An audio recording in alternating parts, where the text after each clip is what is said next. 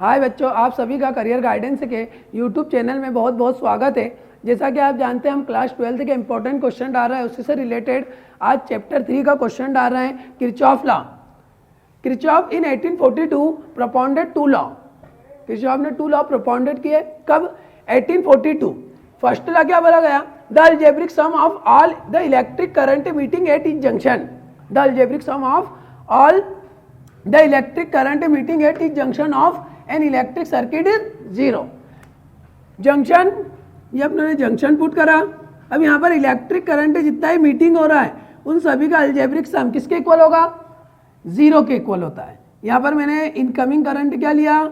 I1, outgoing current क्या लिया? I2, फिर इनकमिंग करंट क्या लिया? I3, आउटगोइंग करंट क्या लिया? I4, इनकमिंग करंट क्या लिया? I5। तो यहाँ पर ये आपका जंक्शन है। अब ये जंक्शन के अंदर जितने भी करंट मीट हो रहे हैं इन सभी का अलजेब्रिक सम किसके इक्वल होगा? 0 के। क्या बोला गया था? अलजेब्रिक सम ऑफ द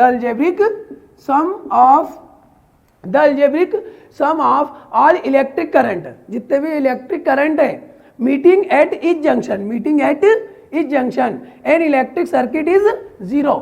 मतलब इन सभी का अलजेब्रिक सम किसके इक्वल होगा? 0 के।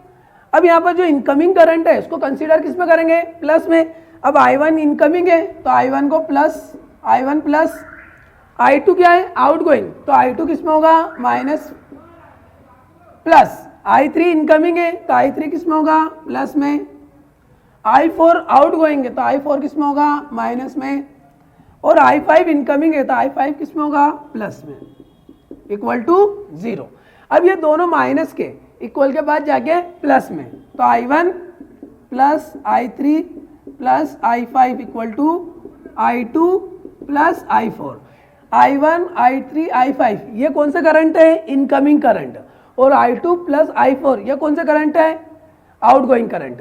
तो ये भी बोल सकते हैं किरचॉफ का फर्स्ट लॉ के अंदर कि all the incoming current is equal to all the outgoing current. All the incoming current is equal to all the outgoing current.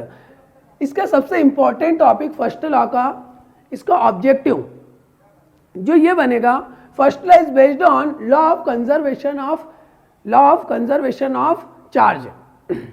ये किस पे बेस्ड होगा? Law of conservation of charge पर। अब इसका सेकंड नियम, सेकंड लॉ अपन समझते हैं। In a closed electric circuit the algebraic sum of product of current flowing in different part and their corresponding resistance and the different electromotive force applied in the circuit is 0। Total अपने ने बोला हुआ है इन a closed electric circuit, जो आपका circuit है वो क्या है? क्लोज्ड इलेक्ट्रिक सर्किट है। इसमें total current the product of algebraic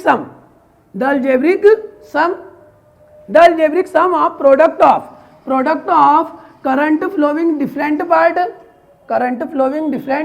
part and their corresponding resistance and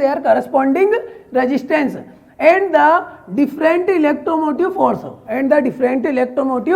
force is equal to 0। But यहाँ पर क्या है? अलजेब्रिक सम। तो आपको यहाँ पर कौन सा सम करना पड़ेगा? Algebraic some.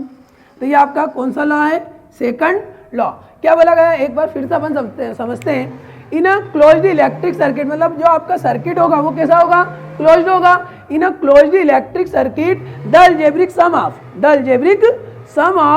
Current flowing different part and their corresponding resistance